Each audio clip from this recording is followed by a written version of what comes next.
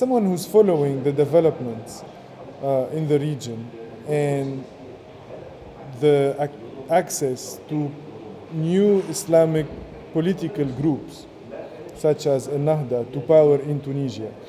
From Dubai, what's your perception on Ennahdha's experience so far in Tunisia? Well, this is my third visit to Tunisia. This one and the last one after the revolution, the one before, prior. I remember when I first came to Tunisia, and I was working in Libya at the time, between Libya and Dubai, at a project in Libya. And I was coming to Tunisia, and everybody in Dubai, the UAE, was talking about the secular nature of Tunisia. And I spent some time in the Medina, and I went to Zaytun Mosque, and I prayed there. I'm not very good with my prayers, but I did on that occasion. And I talked to many people, and I saw many people, and I came away with an impression that this country and this city, Tunis, and the people I met were very conservative, and this was a very religious society. So what happened after the revolution with the rise of the Ennahdha, I was not surprised. And I think people who were surprised were looking at the surface.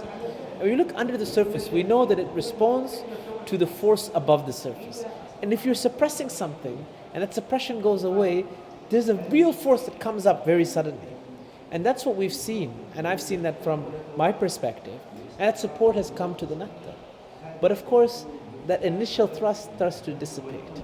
And I think what we've seen in Tunis, and the situation in other places is different, in Egypt, etc., is that people are starting to now assess, where is Ennahdha? Because we did support it, and it has come into governance, and it has allowed for a transition that's been peaceful. But especially after the assassination of Shukri Belaid, the view that I have of Ennahdha is one that's searching for its true role as a governing party in Tunis. It started as a transitional party caretaking of the post-revolutionary period.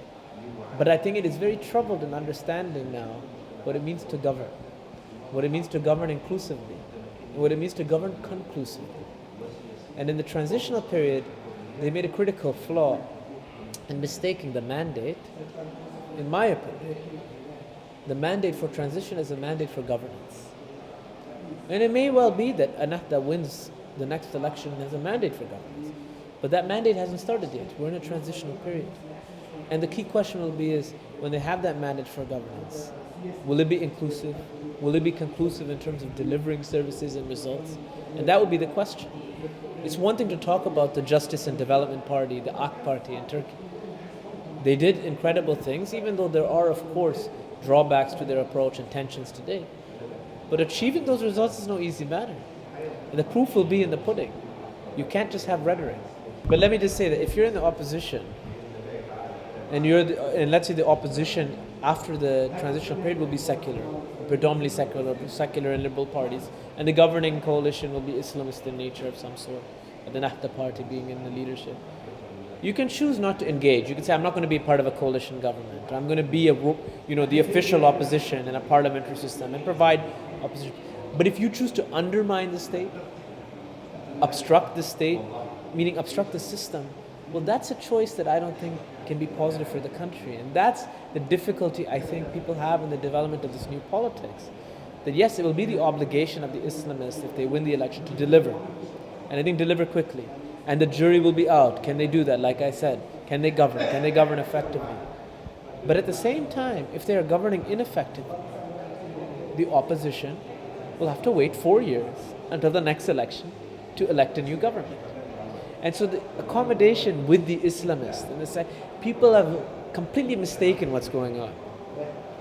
The Islamists and secularists are not going to become one. Forget it. That's not the answer. That's not the approach. This is a failure of everybody's approach to this issue. This is not about Islam. It's okay for them to be different. When they converge on particular, let's say, economic policies or social policies, they will advance a policy agenda. They should all pursue evidence-based policy making. But there will be philosophical differences on the nature of the state, the nature of the system, the nature of governing, the nature of society, and those will be there. And the electorate will have to choose what we would like and what we would not like, as long as certain principles and rights are safeguarded, as would be in the Constitution for minorities, for freedoms, etc. But beyond that, it's not about the two coming together in some type of magical fantasy. It's about having a system that works, that alternates power, that transitions power to the will of the people. Do you feel that the fact that we did an election to create a constituent assembly to write a new constitution was a good move,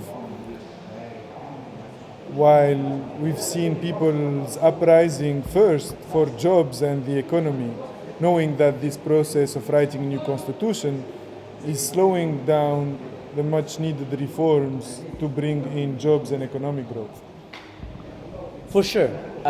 It's definitely a difficult choice, but it's the only choice, and I think it's the right choice.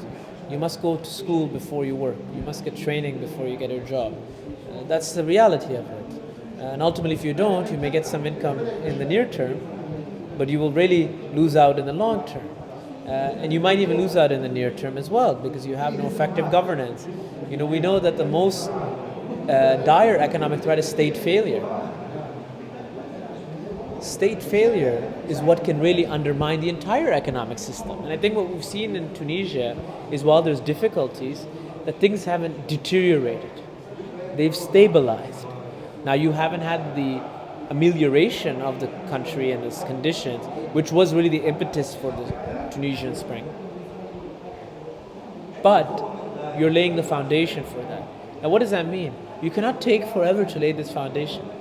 So the elections need to happen this year. The constitution needs to be passed. And the biggest mistake that people have made in all these Arab countries, when you elect a constitutional assembly, they're going to be the caretaker government for the 1 year period or 1 to 2 year period, and so make policy changes, but not necessarily drastic ones.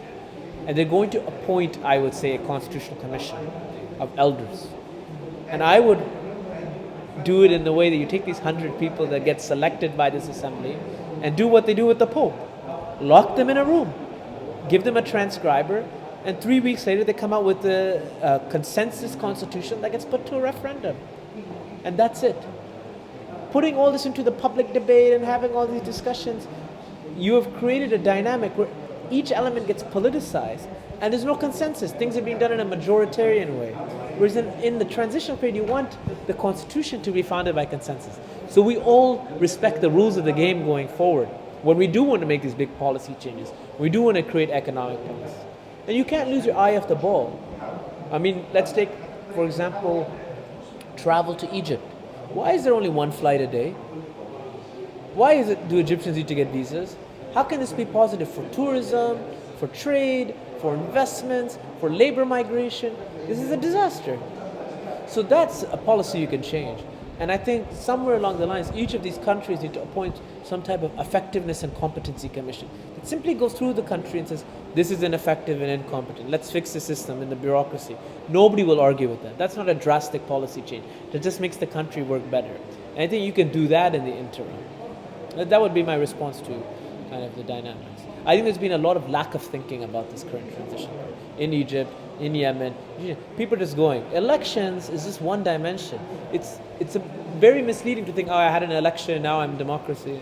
I run a class on comparative politics, and I ask my students, what is democracy? And by the end of the class, we have 30 definitions on the board for what democracy is. Only one of them is elections. So all these other things you have to work on and think about. In a transitional period, you really have to think about them. How are you effective?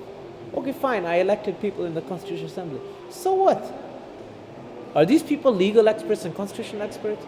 Are they the elders of society? Do they represent every voice? Why shouldn't you have a musician on there? Why shouldn't you have an artist on there? Why shouldn't you have 3-4 religious figures? Why shouldn't you have a Jewish figure on there, for example? Because you want the collection of society and those diverse views to come together and say, what is what we agree on the rules of the game? I'm going to be on opposing teams. I know this. You'll be trying to score one up. But we know what the dimensions of the field is and where the goalposts are. Yeah, we're going to play, we're going to battle, etc. And there'll be a referee. We know the rules. We agreed on them. And where we are in Tunisia and other places is nobody agreed on this field. Nobody agreed on the referee. How are you going to play? You're already playing. You're playing everywhere. The ball's going everywhere. No one knows what's out of bounds. And that's why you see the dysfunction and confusion. because nobody defined these things. And that's critical. In the next few months, these need to be defined. Everybody needs to agree and then go at it. Islamists, secularists, liberals, social capitalists, whatever the movements come. But define the base rules of the game. That is essential everywhere.